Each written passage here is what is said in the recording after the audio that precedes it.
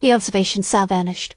One moment, the cold, metallic confines pressed against Elias's back. The next, he was standing in a small, austere chamber, the air thick with the scent of ozone and something vaguely floral like decaying lilies.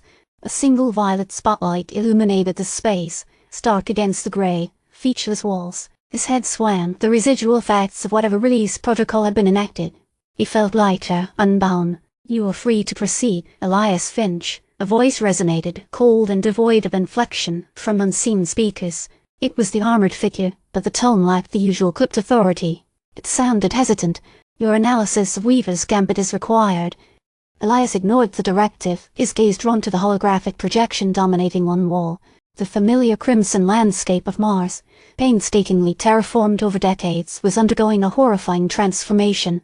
Great fissures snaked across the plains, consuming the nascent forests and shimmering lakes. The atmospheric regulators, visible as intricate networks of metallic structures, were systematically failing, their power signatures fluctuating wildly before abruptly extinguishing. It was accelerating. The destruction Thorne's double had initiated was now a torrent. "The projections are worsening," Elias said, his voice raspy from disuse. "The degradation rate is exponential." "Acknowledged," the armored figure responded. "Focus on the Weaver's Gambit protocols. The failsafe is paramount."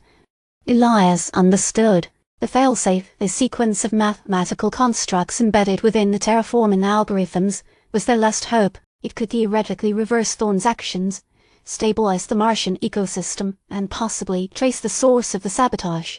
But accessing it required navigating a labyrinth of temporal paradoxes and esoteric calculations, a process that Thorne's double had deliberately obfuscated. He approached the access terminal, his fingers flying across the interface, bypassing security protocols. Professor Thorne's research was a puzzle box of nested layers, each concealing a new challenge. Elias remembered his mentor's words, scribbled in the margins of a one notebook that the universe speaks in patterns. "Elias, you must learn to listen to the silence between the numbers." He focused on the Sumerian resonance frequency chart, a curious anomaly Professor Thorne had deemed a potential temporal echo.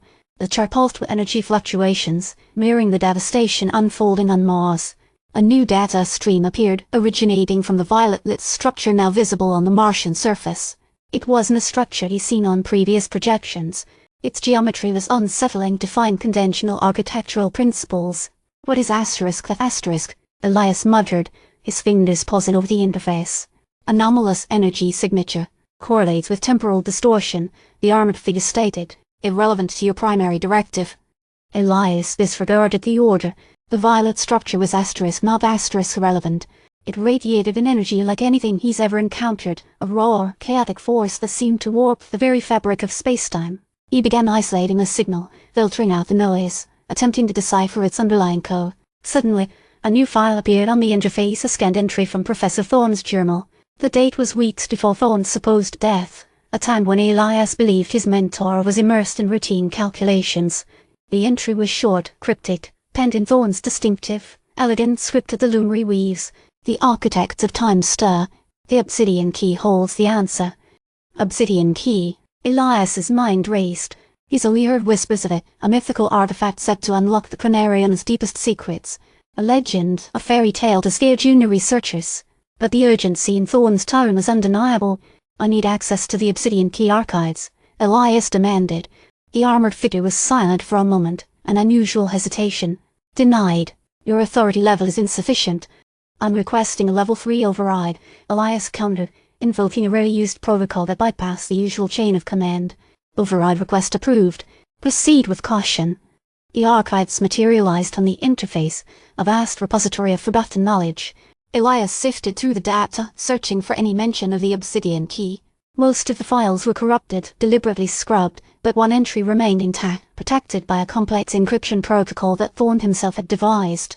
It contained a schematic, a series of interlocking geometric patterns that seemed to resonate with the violet-lit structure on Mars. And beneath the schematic, a single, chilling sentence: "The key is not a thing to be found, but a cycle to be completed." The Martian projection flickered, the devastation accelerating. A tremor shook the chamber, sending sparks showering from the overhead lighting. The violet-lit structure began to pulsate with an intensifying violet light. "Elias, your temporal readings are exceeding safe parameters. Abort the key cycle." The armored figure's voice was laced with alarm. Elias signaled a warning, his fingers flying across the interface. initiating the key cycle. He felt a strange sensation, a sense of being drawn, pulled, not through time, but through a dimension he didn't understand. The chamber began to dissolve, the projections distorted, the armor phase voice fading into a distant echo. He found himself standing on Mars, not the holographic projection, but the real Mars. The crimson landscape stretched before him, scarred and broken, under a bruised, violet-tinged sky. The violet-lit structure loomed in the distance, an impossible edifice of swirling energy and geometric chaos. A figure emerged from the shadows of the structure. It was Thorne's double, but not as Elias had seen him in the projections. This was a physical presence, tall and gaunt, his face hidden behind a metallic mask. "You shouldn't have come, Elias Finch," the double said, his voice a synthesized echo of Thorne's. "The cycle is about to complete."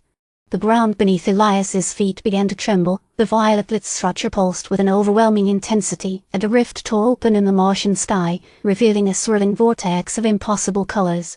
"What have you done?" Elias asked, his voice barely a whisper. The double smiled, a chilling, inhuman expression. "I'm not the one who did anything, Elias. You are.